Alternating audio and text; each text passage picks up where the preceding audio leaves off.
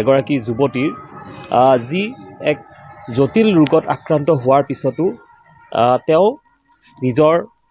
তেওঁৰ যি ছাত্ৰ জীৱন আগুৱাই লৈ গ'ল।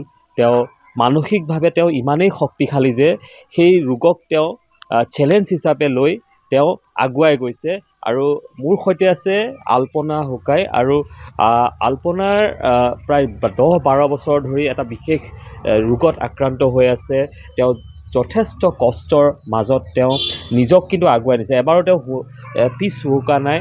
তেওঁ ৰোগৰ মাজতে তেওঁ উচ্চতৰ মাধ্যমিক পাছ কৰিছে।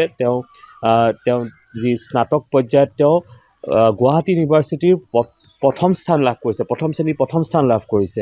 আৰু তেওঁ স্নাতকোত্তৰ ইতিমধ্যে সম্পন্ন কৰিছে। আৰু শেহতীয়াকৈ নেট পৰীক্ষাত অৱতীৰ্ণ হয় তেওঁ JRF লাভ কৰি তেওঁ এতিয়া শেহতীয়াকৈ তেওঁ PhDৰ বাবে তেওঁ নিজৰ নাম ভৰ্তি কৰিছে। গতিকে এটা খুব প্ৰেৰণাদায়ক এটা কাহিনী আল্পনাৰ মুখে আমি জানিবলৈ চেষ্টা কৰিম যে আচলতে এই মনোবলটো তেওঁ ক'ৰ পৰা লাভ কৰে।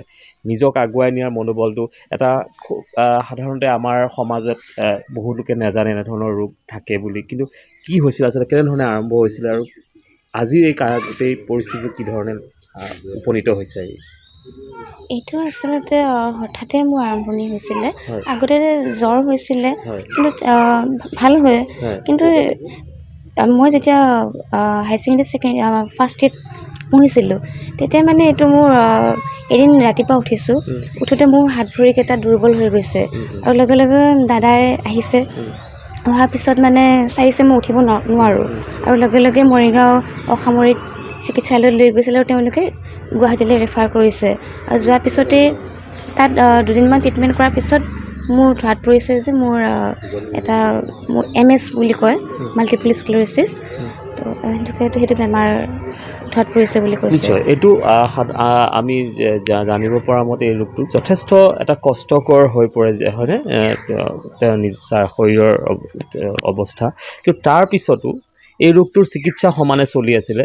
কিন্তু আপুনি থমকি ৰোৱা নাই।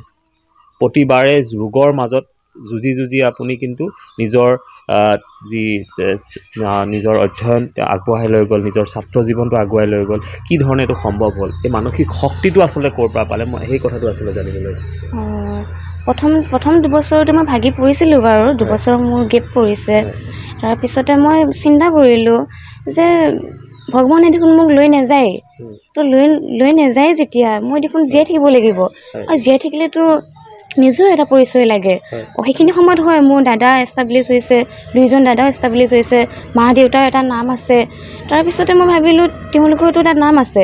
আৰু দেউতা মায়ে যেতিয়া আনৰ আগত দাদাহঁতৰ কথা কয় তেতিয়া মই ভাবোঁ দাদাহঁতৰ কথা কয়, মোৰ কথা যদি কওঁতে থমকি ৰ'বলগীয়া হয় যে মোৰ ছোৱালীজনী দেখোন হাই ছেকেণ্ডেৰী পাছ কৰিয়ে ৰৈ গ'ল।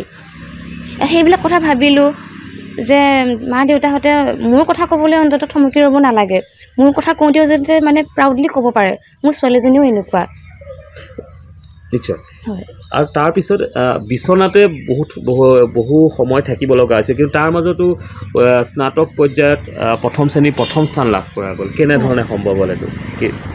কি ধৰণে আগবাঢ়িছিলে? মানে ৰোগৰ মাজত পঢ়া শুনা কি ধৰণে আগবাঢ়িছিলে?